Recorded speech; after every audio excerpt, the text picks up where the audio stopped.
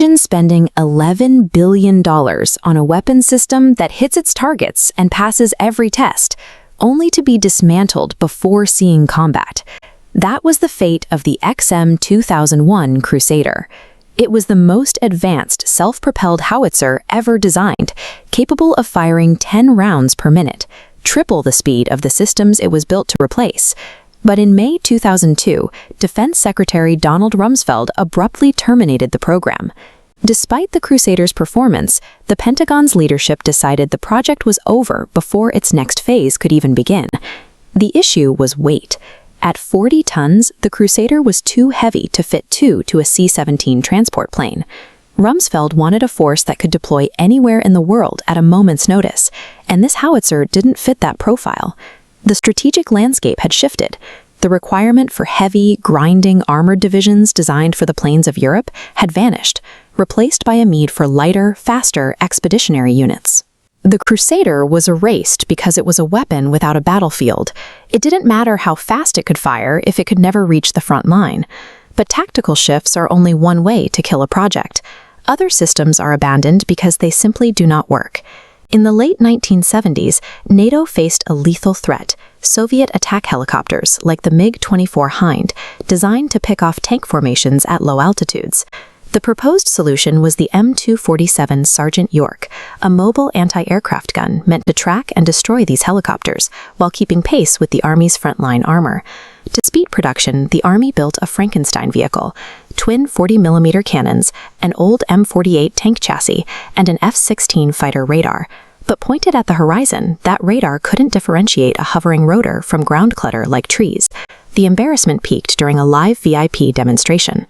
Instead of tracking the drone, the automatic targeting system swung the turret toward the audience and locked onto the rotating blades of a nearby latrine exhaust fan.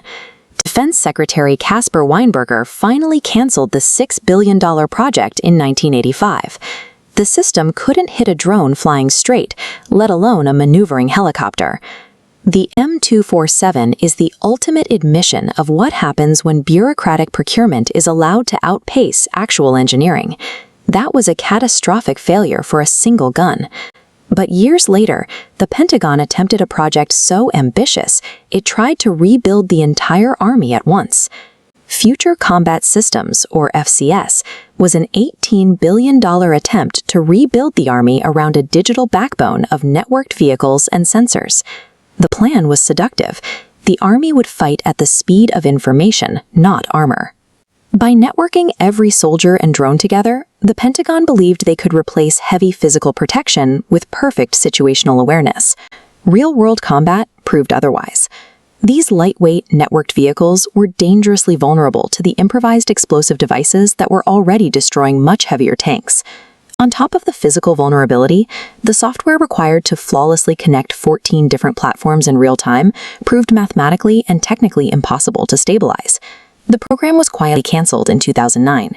The Army spent nearly $20 billion only to bury the project so thoroughly that officials eventually stopped mentioning it by name. FCS is a reminder of the Pentagon's most dangerous tendency: the belief that unlimited funding can compress decades of unproven technology into a single project. Curious, but what happens when the technology actually works, passes every test, and is still completely abandoned? In the early 2000s, the Army tested the XM8 rifle, a modular weapon engineered to finally replace the standard M4 carbine. The XM8 was lighter and more reliable than the M4. Its operating system ran cooler and required far less field maintenance. Despite its performance, the program was strangled by politics.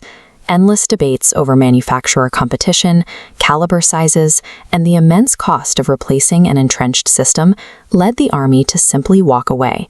Heated political debates and the high cost of change kept the superior rifle in storage, a victory for institutional inertia over technological progress.